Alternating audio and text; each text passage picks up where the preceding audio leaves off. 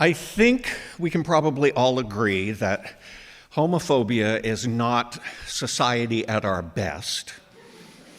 But what if I told you that a little homophobia changed the course of my life for the better?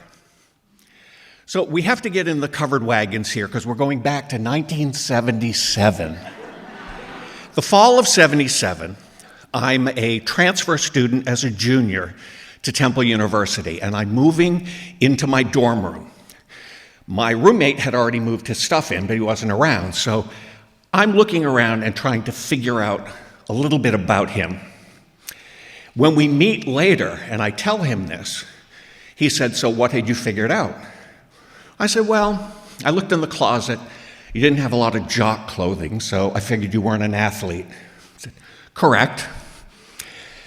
And you didn't have a lot of textbooks, so I figured you were a freshman." Right again. "And then I saw the nameplate on your desk said Mr. Stuhlman. So you figured I was Jewish." "No, I figured you were a business major. How would I know you were Jewish?" He looked at me and said, "Where are you from?" I said, "A little town in Maine." He said, "Oh, so you've never heard that if a name ends in man or Berg or Steen, chances are the person could be Jewish?" So my friend last year, Esther Rothberg, probably Jewish? Yeah, I'm going out on a limb, Steve, but probably. So as we got to know each other better, we got a kick out of our differences. He was from Philly, and he would go home every weekend to be with his girlfriend, and would come back and tell me in graphic detail about his weekend with his girlfriend. I was more circumspect and evasive about my weekends that I was spending with my new boyfriend I had met in the spring. Around mid-semester, I started to feel really dishonest, and I decided that even though I wasn't out to very many people at all, I would come out to him. I figured he could handle it. I overestimated him. Now, in hindsight, his reaction is understandable, given his age, given the time. Most gay people hadn't been invented yet. Certainly there were no gay Jews.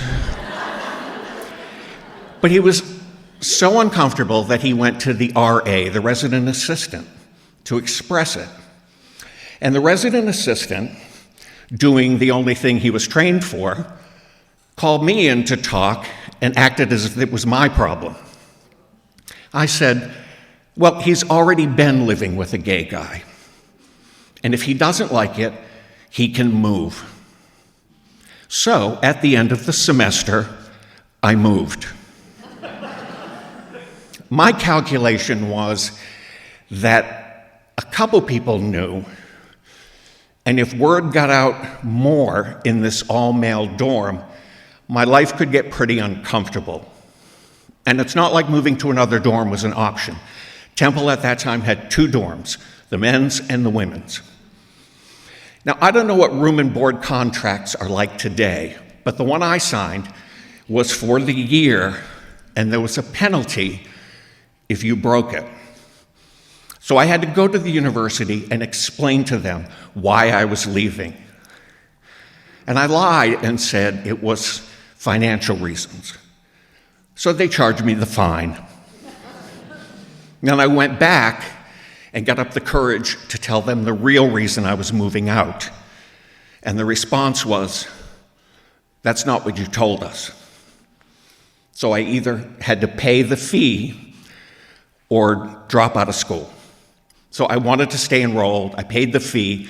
Well, all of this really pissed off my new boyfriend. And he invited me to move in with him and his roommates. Now, I don't know when or if we ever would have moved in together otherwise, but in a surprising twist, it was the thing that cemented our relationship, and we were together for the next 40 years. A little homophobia went a long way. Thank you.